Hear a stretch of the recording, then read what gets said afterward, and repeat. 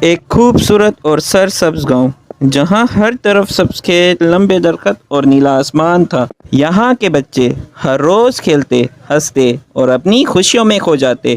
لیکن گاؤں کے کنارے ایک پراسرار اور خوفناک جنگل بھی تھا۔ ایسا جنگل جہاں دن کے وقت بھی ہلکی روشنی کم تھی اور لوگ کہتے تھے کہ وہاں چھپا ہے ایک قدیم خزانہ، مگر کوئی بھی اتنا بہادر نہیں تھا کہ اس خزانے کو ڈھونڈ سکے۔ اور اسی گاؤں میں رہتے تھے 4 دوست جو ہر مشکل میں ساتھ دیتے تھے: علی، احمد، زارا اور حسن۔ لیکن آج یہ دوست کرنے والے تھے ایک ایسا ایڈونچر جو کبھی بھی بھولا جانے والا نہ ہوگا۔